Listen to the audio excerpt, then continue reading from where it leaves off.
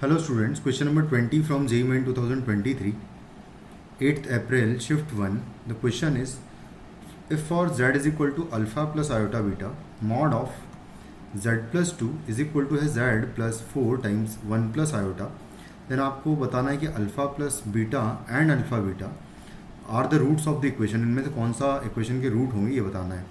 तो z is equal to अगर alpha plus iota beta given है तो यहाँ पर पुट कर देंगे इस इक्वेशन में. तो यहाँ से आ जाएगा अल्फा प्लस 2 आ जाएगा और आयोटा बीटा आ जाएगा का मॉड्यूलस होगा इज इक्वल टू होगा ये इज इक्वल टू आ जाएगा alpha plus iota beta and plus 4 iota आ जाएगा कुछ इस तरीके से. इसका मॉड्यूलस ओपन कर लूँ अगर मैं तो आएगा अल्फा प्लस 2 का स्क्वायर और आएगा प्लस बीटा स्क्वायर के पूरे का अंडर रूट आएगा. ये मॉड्यूलस हो जाएगा इसका. और यहाँ से आएगा अल्फा प्लस 4 एंड प्लस आएगा बीटा प्लस 4 टाइम्स आयोटा. अब अगर ये दोनों साइड्स इक्वल है तो बेसिकली रियल पार्ट के इक्वल होगा और इमेजिनरी पार्ट के इक्वल. तो बेसिकली यहाँ पर सिर्फ रियली पार्ट है इधर. तो ये रियल पार्ट बेसिकली इक्वल हो जाएगा अल्फा प्लस 2 के स्क्वायर. ये इक्वल टू हो जाएगा अल्फा प्लस 4 के इक्वल. ये हो जाएगा आपकी फर्स्ट इक्वेशन. सेकंड इक्वेशन यहाँ पर जो इमेजिनरी पार्ट है बेसिकली वो इक्वल टू 0 होगा क्योंकि इधर इमेजिनरी पार्ट है ही नहीं. तो यहाँ से बीटा का वैल्यू -4 आ जाएगा. बीटा का वैल्यू अगर -4 आ गया तो अल्फ़ा निकालने के लिए हम लोग क्या करेंगे, इस इक्वेशन का स्क्वायर कर देंगे.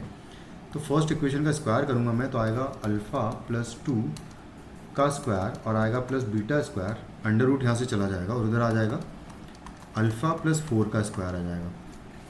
उसके बाद इसको ओपन करेंगे तो आएगा अल्फ़ा स्क्वायर प्लस 4 अल्फ़ा हो जाएगा यहाँ पर और आएगा प्लस 4 प्लस आएगा बीटा स्क्वायर इक्वल टू आएगा अल्फ़ा स्क्वायर प्लस 16 और प्लस आएगा 4 इंटू 2 8 अल्फ़ा हो जाएगा. ये 16 से बीटा स्क्वायर को कैंसिल आउट कर दूंगा क्योंकि बीटा अगर -4 है तो उसका स्क्वायर 16 होगा और अल्फ़ा स्क्वायर से अल्फ़ा स्क्वायर भी कैंसिल आउट हो जाएगा. उसके बाद -8 अल्फ़ा इधर आ जाएगा तो -4 अल्फ़ा बचेगा और प्लस 4 ऑलरेडी था.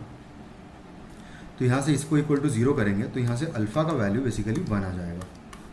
अल्फ़ा 1 आ गया, बीटा आ गया -4. तो जो अल्फ़ा प्लस बीटा होगा वो हो जाएगा 1 -4 यानी कि 3 हो जाएगा, सॉरी -3 हो जाएगा और अल्फ़ा इंटू बीटा की वैल्यू -4 हो जाएगी. तो कुछ इस तरीके से ये आ जाएगा. तो बस अब हम यहाँ पर देखें तो हमको बस ये देखना है कि ये और ये किस इक्वेशन के रूट्स होंगे. तो सबसे पहले तो मैं सम ऑफ रूट्स निकालूँ. अगर मैं इन दोनों को अगर एज रूट्स मानूँ, दोनों को अल्फ़ा प्लस बीटा और अल्फ़ा बीटा को, तो सम ऑफ रूट्स बेसिकली -7 आ जाएगा. और प्रोडक्ट ऑफ रूट्स की बात करें, प्रोडक्ट ऑफ रूट्स हो जाएगा, दोनों का मल्टीप्लिकेशन 12 हो जाएगा. तो जो इक्वेशन बनेगी वो बनेगी x square minus sum of roots times x और आएगा प्लस प्रोडक्ट ऑफ रूट्स.